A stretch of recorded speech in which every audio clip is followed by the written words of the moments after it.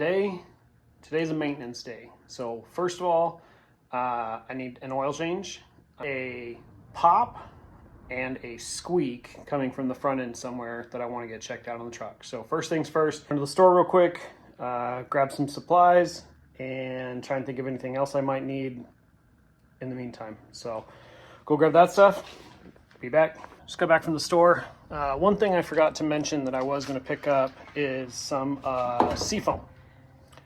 So seafoam, if you can even see that, it's kind of dark, but seafoam is a additive. You can put it in your gas tank as well as your oil. So what I do is I'll throw it in my oil, I'll let the truck run for a few minutes, and then shut it down, let it sit for a couple minutes, and then go ahead and change your oil, dump it out and replenish it.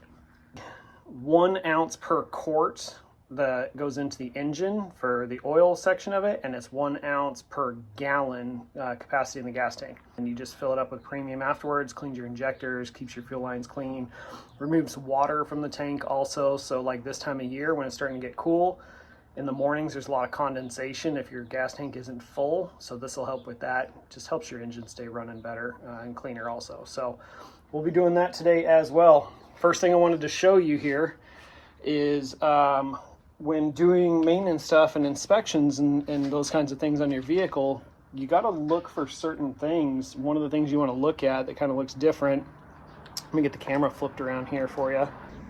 So as I was saying, one of the things that looks different is, I don't know if you can really see it here, but if you look at the tire, it doesn't really look that bad. Look over at this one.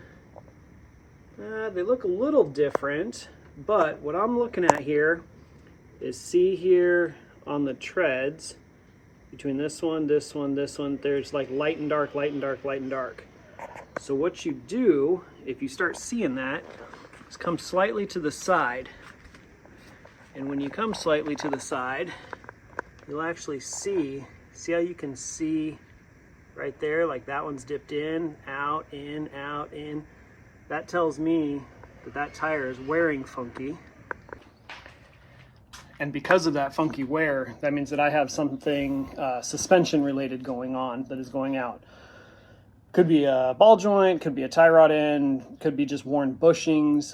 Either way, that is damaging not only the tires, but other suspension components. So that's what we want to check out, figure out what's going on, get that tire fixed or replaced.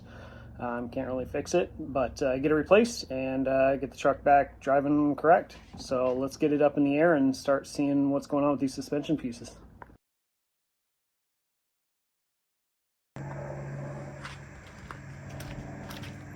All right, so there's 3 things you want to do to start checking your suspension components. I should say steering and suspension components, because technically tie rod ends aren't part of your suspension. So first thing you want to do, put your hands at 3 and 9 and just gently shake back and forth. You don't want to shake it hard enough that you're actually moving the steering wheel. You just want to give it a little shake test, see if you can feel any end play in there. And basically you're watching, you can see the tire flexing. You know the tire is going to flex a little bit. You're watching the rim, and if you can see any of the pieces through the rim, you can watch those. You can stick your head underneath and see there. This one doesn't feel bad. You're also going to go top to bottom.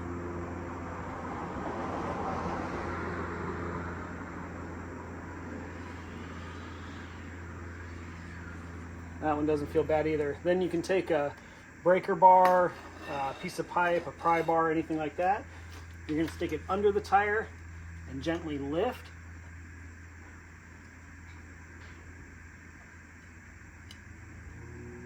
All right, I don't feel any play there either. So we're going to do the same thing on the other side now. So the next thing we're going to do, both sides did all the shake tests and stuff really well. So the next thing we want to do is we want to pull the wheel off and get a real good visual inspection of everything. I can already tell you that I can see my control arm bushings up top are just full of grease. It's probably where the squeaking's coming from. So we'll definitely want to take a look at that, see how that's all going in there. But we're going to go ahead and pull the wheels off. As soon as you're pulling the wheels off, you want to get some jack stands under the truck. So I'm going to set the truck down a little bit, break the lug nuts loose, and then I'll jack it back up, get some jack stands under it. There's a few things that I'm concerned about. I looked through the control arm bushings down here. They look fine.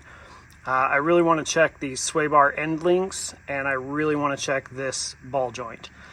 You can see all the grease coming around in here. Usually if a ball joint is leaking grease, it's not a good sign. So I definitely want to check that. The easiest way to do that is just to take it apart. And basically I'm just going to take this nut off, and then you just take a hammer and tap here, here, basically on all three of these faces. Just kind of tap with like a little metal hammer and it'll pop right apart. This one, just take this out and then you can check this end link too. So I'm going to check these two and then kind of go from there. So we'll do that real quick and come back. All right, so I stopped here for a moment to show you. I don't know if you can see just that little buildup of mud right there in that corner. That little buildup of mud can throw your tires off balance and can do the exact same thing that I was looking at on the other side with the tire wear and everything. You got to remember that little bit of mud, you know, it probably only weighs a couple of ounces. You got to remember these little weights right here are only like 1/4 of an ounce each. So if it's taking 1, 2 1/4 ounces over here to balance this tire along with this over here, well, now we're adding to it. Now it's out of balance. So whenever you pull your wheels off or whenever you go to the car wash, anything like that, keep an eye out for mud on the back of your wheels so you can wash that off too.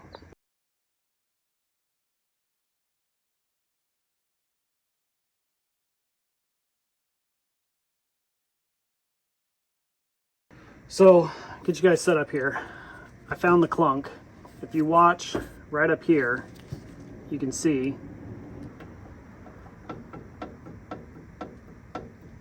so that's not even anything bad. All that is that bolt probably loosened up a little bit. I just never rechecked the torque on it. About 20,000 miles worth of hard road on it. But this, it looks like at some point I tore my boot. So the ball joint itself isn't bad, but the boot is definitely worn. So I've already priced these out because I was kind of wondering if that was what was going on ball joint wise. They're about 50 bucks a piece, so 100 bucks for the pair, both sides. Not bad.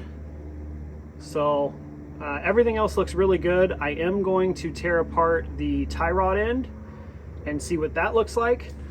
These end links, let me adjust you here real quick. So these sway bar end links, they are not terrible, but they're definitely loose. I might price out a set of those real quick. But while I have everything apart here, I'm going to check my inner and outer tie rod ends, make sure they're not all floppy too. All right, so these are your outer tie rod ends. This is what is your steering. When these start wearing out, it's when you get bump steer and you can get that little vibration in your steering wheel. So you can see this end piece here isn't very bad. That grease is pretty good. That one's actually pretty good, still pretty stiff. But the inner, the joint that's up there, that's bad.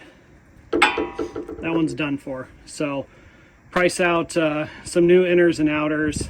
Depending on how much they are, I may just replace both of them since I already have it apart, and I'll have to get it aligned after anyways. Start pricing out some parts. Oh, I just looked up and noticed this too.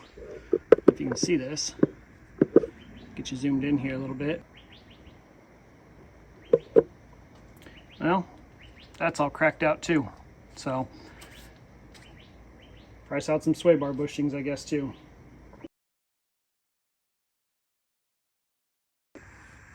All right, so I decided to just go ahead and pull the control arms out. I'll bang them out here real quick.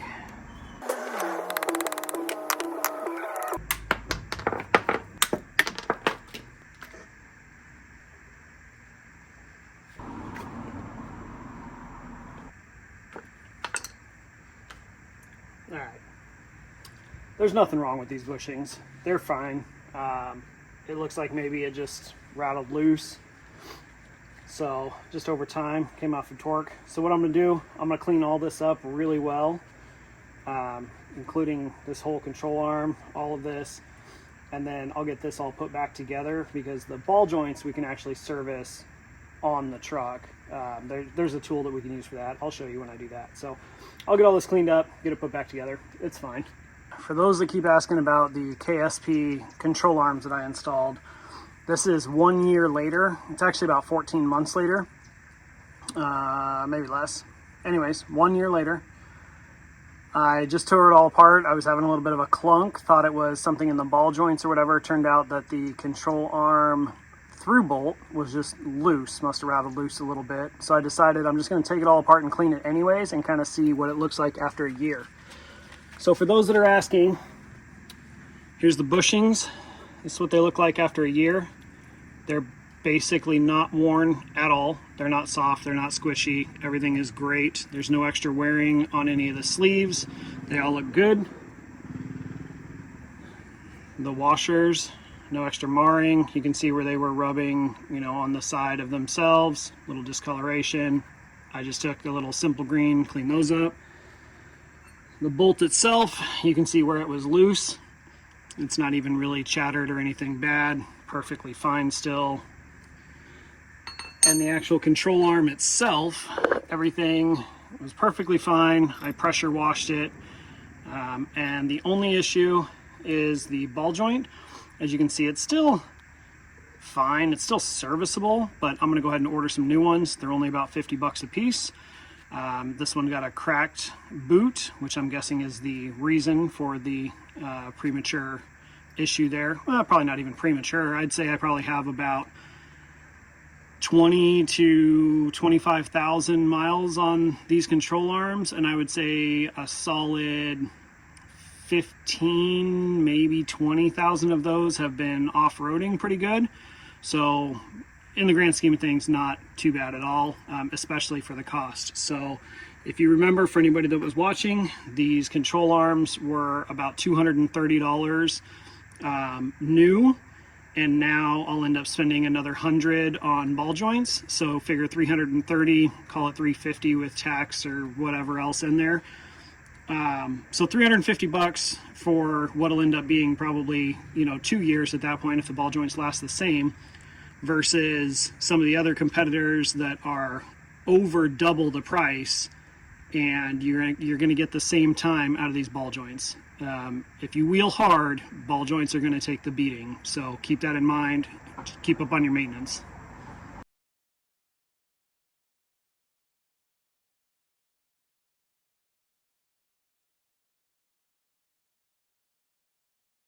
All right, so that's it for this one side. Got the driver's side all done. That was the side that was actually making noise that I could tell. So I'm gonna jump over, I'm gonna knock out the passenger side real quick. I won't film anything unless something interesting happens, but basically check all the same stuff over there, and then come back and we'll get going on that oil change. All right, so got the other side done. Nothing crazy. Actually, that boot wasn't torn, so I'm wondering if that one got torn last year when I went off in that ditch. Who knows? Could have caught it on a rock, could have been sitting in the sun weird. So first things first, seafoam off the top. Like I said, I just do basically like a bartender pour. So I'm just gonna go 1 1,000, 2 1,000, 3 1,000, 4 1,000, 5 1,000, 6 1,000.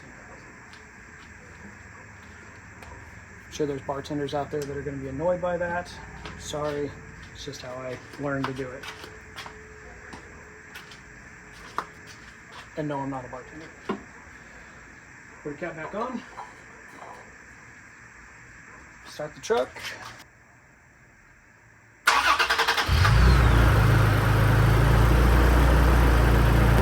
Alright, I'm going to let the truck run for about 3 or 4 minutes while I kind of gather up what I need to change the oil. Then I'll shut it off. That gives the oil time to come back up to temperature, circulate the seafoam through, and it's fluid, so when you go to drain it, it all drains down easily.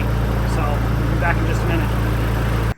Shut the truck off. First thing I'm going to do, pop this cap back off while it's warm, because otherwise sometimes it gets a little stuck on there. Now we're going to go under the truck, undo the bolts on the skid plate.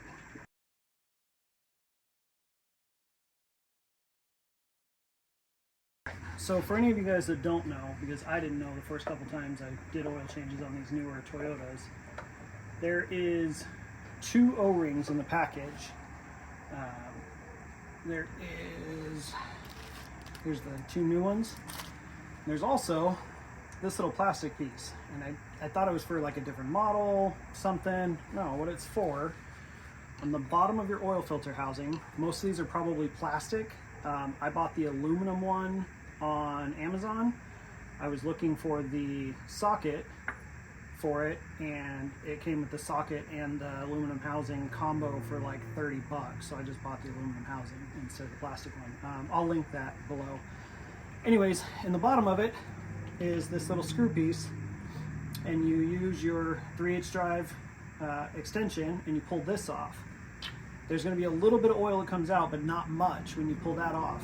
Okay, then this piece threads into there, and as you get it in there a few threads, it starts draining oil out, as you just saw.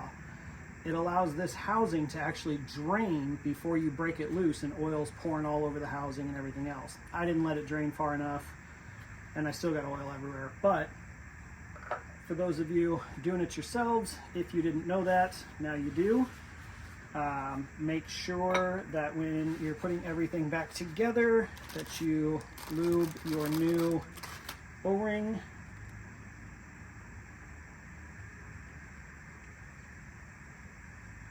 And set it in there.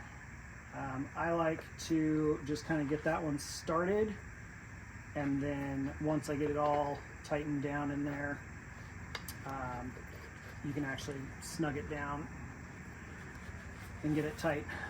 The other O-ring is this one right here. You can use a small screwdriver or something to get under it. Sometimes there's a slot. There's a slot right here. Get under there, pop it right off. And same thing, put the new one on.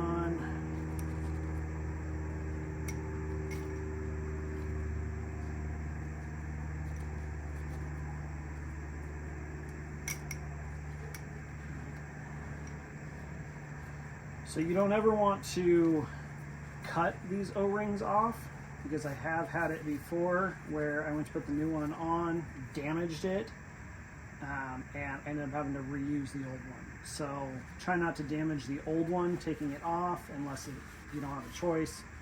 Usually they come off really easily, so don't forget to lubricate it. And if you have any towels in there sopping up excess oil, don't forget to pull those out before putting the new filter in. These filters don't really have a way that they go. I like to put the numbers up just so I can verify when I go to change it out the next time what that number is. Some people will put some oil in these to begin with. I don't worry about it on these cartridge style ones. They flow really well and they fill up really quick. The only thing that I will tell you is on the bottom of this, there's 2 nubs. Your socket has 1 nub here and 3 over here. Line those up like so, and that's where it gets its torque from.